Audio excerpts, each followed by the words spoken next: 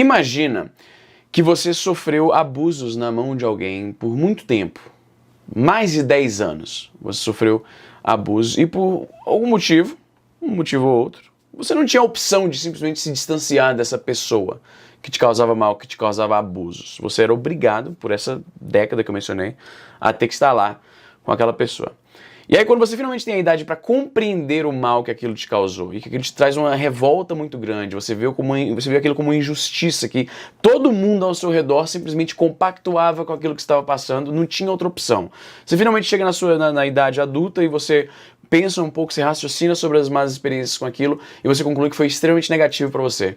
E aí toda vez que você critica aquela situação, você critica aquela coisa que aconteceu com você, aparece um monte de gente para defender o abusador, porque fala assim, ah não, mas comigo sempre foi de boa, comigo ele sempre foi de boa, comigo ela sempre foi gente boa, comigo não deu isso, isso aí é sua experiência, isso aí.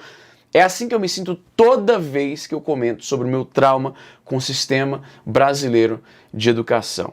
É sempre assim, sempre que eu falo que eu me sinto literalmente traumatizado pelo tempo que eu passei na escola, que eu tive péssimas experiências, que pra mim, pessoalmente, eu sinto que o tempo, mais de uma década em escola, sem contar o investimento que isso representou pra minha família, teve um rendimento, um retorno baixíssimo. Se escola fosse visto como um investimento, ninguém defenderia. Porque é indefensável que você passe tanto tempo sendo treinado para alguma coisa que ostensivamente é realmente apenas te preparar para passar no vestibular, e nem isso o sistema educacional, nem eu tô falando um pouco alto, tenho que me acostumar com esse microfone aqui que tá aqui perto na goela, não precisa estar falando tão alto, vai estourar um pouco o som, deixa eu me acalmar um pouquinho, que é foda. Nem para isso a escola te prepara, não é à toa que existe toda uma indústria paralela de preparação pro vestibular, pro Enem, para concurso, porque a escola não prepara para isso, a escola nem isso, nem o mínimo que ela se propõe a fazer, ela não faz. Algumas pessoas dizem assim, mas Izzy, a escola, ela prepara o cara para cidadania, para viver em sociedade, para compreender melhor o mundo ao seu redor. E eu não sei que Brasil é esse onde você mora. Eu gostaria muito de visitar, porque eu nunca tive nesse Brasil onde eu olho ao redor e eu penso, realmente, eu sinto um senso cívico muito forte nessas pessoas. Deve ter sido da escola que ensinou isso. Eu acho que eu aprendi mais sobre senso cívico nas revistinhas da Turma da Mônica do que eu aprendi na escola, mano. O tanto que eu sofri na escola, tanto na mão dos professores quanto na mão de outros alunos, me causa uma revolta muito grande. E eu tava relendo um texto antigo no meu site, como eu falei. Eu mantenho o meu site porque eu não escrevo mais com tanta frequência, o meu site não representa mais muito parte do meu trabalho na internet, porque o retorno financeiro no site é basicamente, não existe na verdade, né? Basicamente, literalmente não existe. O meu site só me custa dinheiro. Todo mês eu recebo uma conta do hosting e eu mantenho o site porque eu passei tantos anos escrevendo lá que se o site desaparecesse, eu estaria fazendo um desserviço a mim mesmo, a minhas memórias. Né? Então eu vou manter o site lá indefinidamente, não se preocupe. Não custa tanto caro, ser coisa de, sei lá, $10 por mês, mas enfim. Eu tava relendo uma história que eu escrevi lá em 2013, uma história que se passou em 92, se não me falha a memória. E eu tava relendo essa história e eu releio, de vez em quando eu releio posts antigos no meu site, eu acho interessante ficar, né, mantendo essas memórias vivas e tal, e reapreciando o que eu escrevi, como se fosse, assim, eu vejo os meus próprios artigos de anos atrás com olhos estranhos, como se fosse outra pessoa que escreveu, porque tem tanto tempo que eu não lembro os detalhes e tal, então é interessante reler. E eu tava relendo esse artigo, eu vou colocar o link na descrição se eu lembrar, porque vocês me conhecem. E o título é algo assim, o dia que eu construí um microscópio, ele foi tomado de mim na escola por uma professora inapta, né? O que aconteceu? Meu pai sempre trabalhou com tecnologia da informação, esse tipo de coisa, e final dos anos 80, começo dos anos 90, ele com a minha mãe fizeram bicos de fotógrafos, estavam em eventos, esse tipo de coisa. Eu lembro muito pouco disso porque eu era muito novo, mas eu sei que ele estava sempre com uma câmera, indo para eventos, trabalhando com isso. Eu sabia que, mesmo com os meus olhos de criança, dava pra perceber que isso aí é uma parada que meu pai está fazendo para ajudar aqui na renda de casa e tal. E aí meu pai, ele trabalhou por muitos anos na Kodak, a empresa de fotografia, né? E por causa disso passou várias câmeras lá em casa. E aí uma câmera que passou lá em casa chamava câmera Love, né? A câmera Love era uma câmera descartável, assim, você que é mais velho, que tem assim 30 ou mais anos, deve lembrar disso. A Love era uma câmera descartável, que era propagandeada em várias... Por ela ser muito barata, tinha propaganda dela até em revistinha da Turma da Mônica, que era o que eu lia mais, né? Era o tipo de literatura que eu tinha um pouco mais de contato nessa idade. E aí rolou uma dessas câmeras lá em casa, era câmera descartável, né? Acabou de usar tirou todas as fotos, ela, né, você não tem mais uso. E aí meu pai me deu essa câmera e ficou me explicando como é que a câmera funciona e tal. E aí eu lembrava de um livro que tinha lá que meu pai tinha na coleção dele, que chamava Como Funciona. E aí esse livro mostrava que um microscópio funcionava, né, com duas lentes, né, uma ocular e objetiva. E quando meu pai me explicou sobre a câmera fotográfica, eu falei, caralho, o microscópio também funciona com duas lentes. Então agora eu tenho duas lentes, será que eu consigo construir um microscópio? E aí eu comecei a desmontar um negócio, e aí era uma câmera de plástico, né, ela ficou toda desmanchada, e aí eu tive que botar durex para segurar, mas eu mudei ali, mexi ali na posição das lentes e tal, e aí eu conseguia ampliar, botava a câmera perto de um objeto e ampliava. Só que quando eu colocava a câmera muito perto do objeto para ver melhor, ficava tudo escuro. E aí eu tinha um reloginho de pulso que estava a pulseira estava quebrada, eu desmontei, tirei o LED do reloginho, coloquei nesse microscópio, passei mais durex para ficar lá, peguei os fiozinhos lá, enrolava, e aí eu consegui acender essa luzinha, e aí eu consegui colocar o microscópio perto de um objeto, mexia lá no fiozinho, acendia a luzinha e eu conseguia ver os objetos de perto, aí moeda, fio de cabelo, né, um grão de arroz, esse tipo de coisa, né? Passei o dia em casa brincando e maravilhado com a própria engenhosidade. Essa história se passa, se me fala a memória, em 92, eu acho. Em 92, dependendo da época do ano em que isso aconteceu, eu devia ter 7 ou 8 anos de idade. E eu fiquei todo feliz em casa e tal, e fiquei pensando, pô, vou levar isso na escola, vou ver as outras coisas lá na escola e tal. Porque a escola é todo um outro mundo, né? Tipo, aqui em casa já vi tudo, mas na escola deve ter várias coisas interessantes pra eu ver. Posso mostrar pros amiguinhos e tal, eu tava super empolgado. No dia seguinte, levei pra escola. Eu estudava na escola Adventista de Londrina, morava no Paraná nessa época, com a minha família.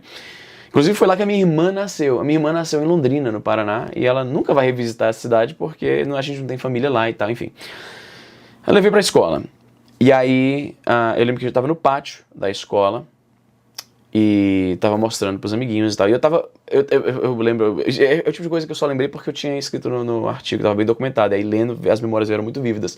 Como a caixinha de plástico que compunha a câmera, eu tive que desmontar, aí agitava a lente, montava de novo, ela tava toda lascada, tive que botar fita adesiva pra segurar e tal, e tava todo, né, se desmanchando o negócio. Então, eu coloquei papel higiênico pra amortecer, coloquei na lancheira, e aí quando eu fui levar pros meus amigos, eu deixava eles usarem o negócio pra ver as coisas, mas eu era muito, tentava proteger, porque eu tinha medo de que um deles ia se empolgar muito e acabar quebrando o meu microscópio. Tava na fila para entrar na aula, né? E aí a gente tinha que fazer a fila, né? Enfileirava quando tocava o sinal e aí entrava.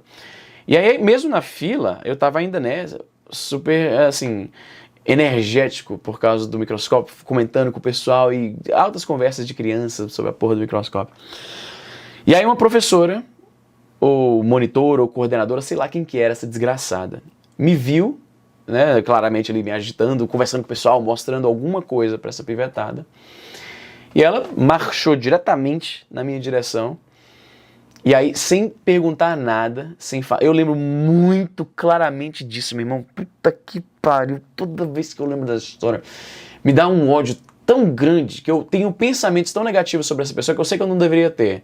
Que de repente até já morreu, então nem preciso ter muito pensamento negativo dessa pessoa. Mas sempre que eu lembro dessa história, me vem uma raiva tão assim, lá de dentro da alma, maluco. Essa professora chegou, e aí me vendo ali, né, prejudicando a ordem da fila da pivetada que entra na escola. Ela veio, na intenção claramente de investigar o que estava roubando a atenção da pivetada, viu meu microscópio, e simplesmente sem falar, eu lembro, isso que me deixa puto, mano. Sem falar uma palavra, ela chegou e tomou o microscópio. E eu nunca mais vi esse microscópio. Ela não teve a menor curiosidade de saber o que era, por que eu estava com aquilo lá, né, por que aquilo me interessava. Não veio atrás de mim para me devolver depois. Tenho certeza absoluta, exatamente como eu escrevi no texto, e isso que me dá muita raiva. Eu tenho certeza absoluta que o microscópio foi parar na primeira lata de lixo que ela viu, depois que ela, né, reestabeleceu a ordem, que era tão importante, naquela merda. Né?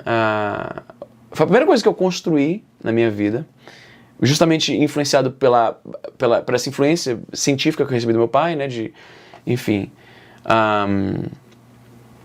E aí foi isso. Eu com medo de, tipo, nem falei pra ninguém, não falei pros meus pais, porque achei que iam brigar comigo, né, porque eu levei bronca na escola mais uma vez, como sempre levava, porque eu, por exemplo, nas minhas redações, eu gostava de tentar fazer alguma piadinha, e aí eu tomava zero, maluco, zero, porque fugi do tema. Eu já comentei isso 1000 vezes no meu site. porque fugi do tema. Os meus professores de redação ao longo de todos aqueles anos ativamente tentaram me desmotivar a escrever, tentaram matar aquele senso de criatividade e humor que eu já apresentava numa idade era bem jovem, né? E isso, eventualmente, ia virar isso aqui, o meu primeiro livro. Eu estou escrevendo o meu segundo agora, né? Eles praticamente mataram isso aqui, antes de começar, né?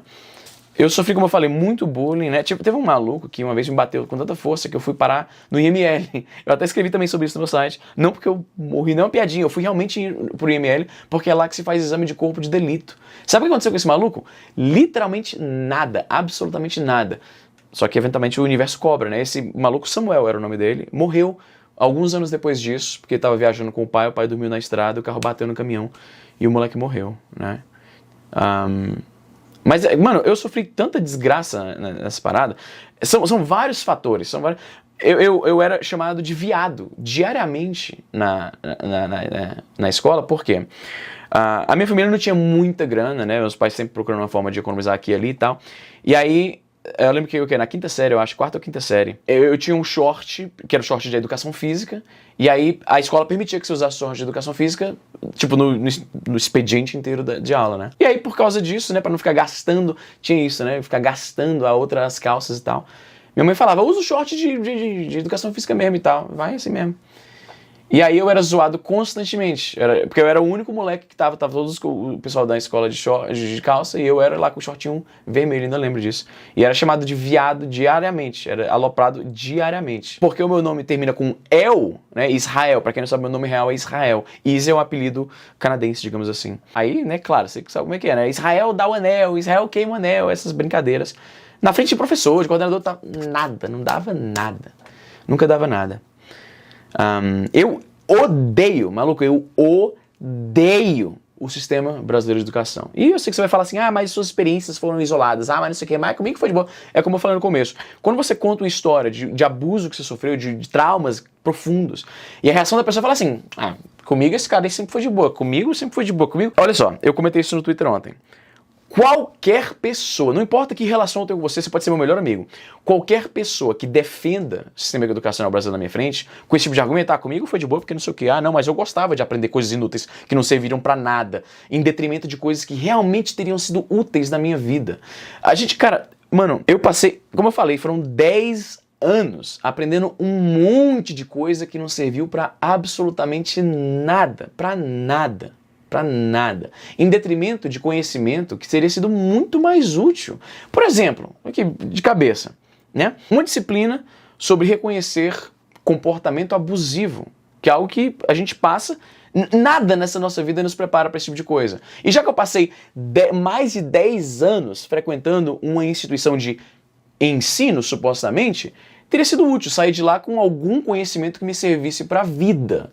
Em vez de só aprender a multiplicar polinômio e balancear equação química. É importante isso? Claro que é também. Se você vai cursar alguma coisa que requer esse tipo de conhecimento, é importante você ter essa base. Mas isso acaba sendo o quê? 15% das pessoas que passam pelo sistema educacional? 10% no máximo? Que vão precisar realmente aprender estequiometria e multiplicação de polinômio, como eu falei? Eu preciso, todos os dias da minha vida, entender nutrição. A proporção de calorias e macronutrientes que eu preciso para me alimentar. Cozinhar é algo que eu vou fazer até o dia que eu morrer. Não me ensinaram isso, porque supõe... ele aprende isso em outro lugar. Vamos ensinar aqui para ele as capitanias hereditárias.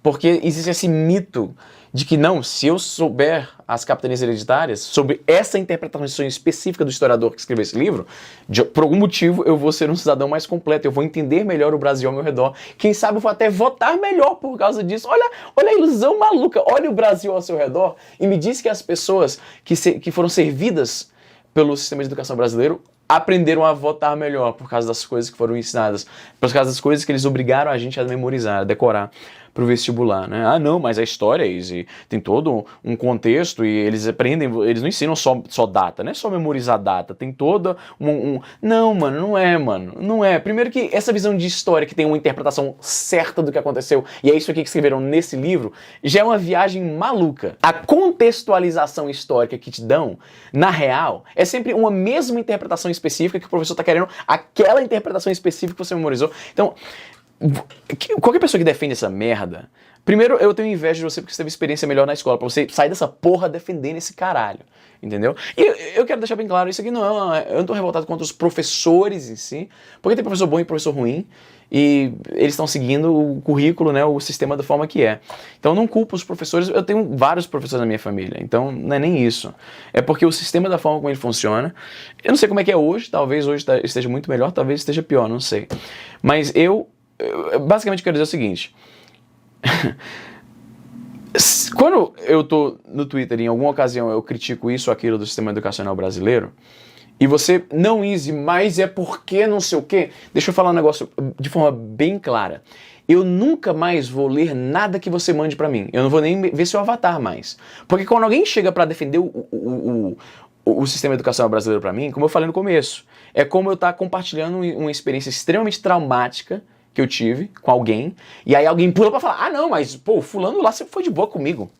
Nunca tive problema com ele, sempre foi de boa comigo. Eu vou deixar isso bem claro.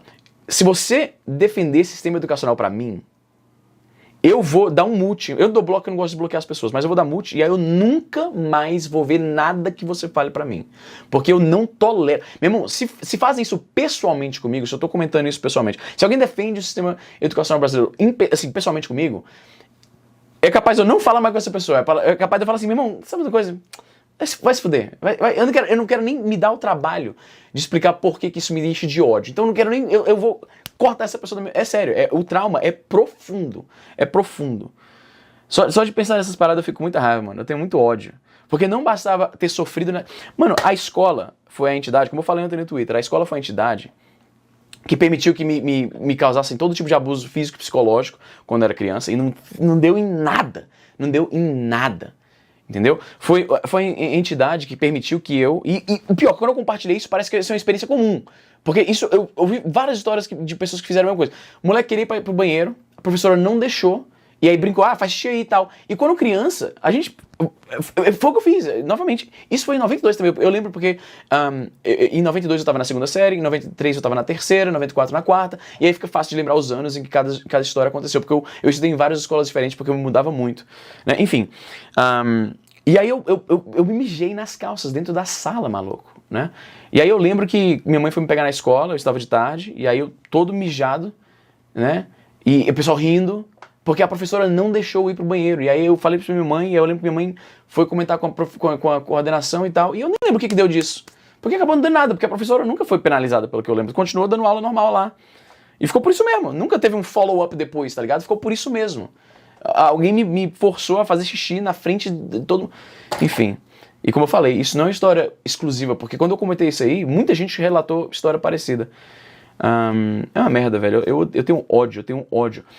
Tem esse debate do homeschooling, né? E eu não entendo bastante sobre pedagogia e o próprio sistema de homeschooling para decidir se isso é uma excelente alternativa ou não. Eu gosto do fato de que eu moro num país que dá essa escolha. Aqui existe a oportunidade do pai escolher que tipo de educação ele quer dar pro filho, né? No Brasil não pode. É considerado abandono intelectual, se não me falha a memória. Que é uma merda. O Brasil é foda, velho. Puta que pariu, mano. Mas é isso aí. Se você... A minha mensagem final é a seguinte. Se você... Quando eu comento de todos os traumas, por vários motivos diferentes, né? Pelo fato de que eu sinto que foi um desperdício do caralho, de dinheiro, de tempo, de energia. Eu passei por aquela situação, mano. De, tipo, eu odiava ir pra escola. Acordava de manhã e ficava pensando, puta, lá vamos nós de novo. Era tipo uma tortura, né? Então, se você ouve esse tipo de coisa e se sente... motivado a falar assim, não, mas isso, eu tive uma experiência massa por causa disso aqui. Sabe de duas coisas. Um, eu tenho inveja de você, e dois, eu nunca mais vou ler nada que você mande pra mim na minha vida, porque eu vou dar mute em você. Seja aqui nos comentários, seja no Twitter, onde for. Eu não quero ouvir ninguém vindo pra mim com esse papo de, não, mas foi bacana, porque não sei o quê. Enfim, que merda, velho.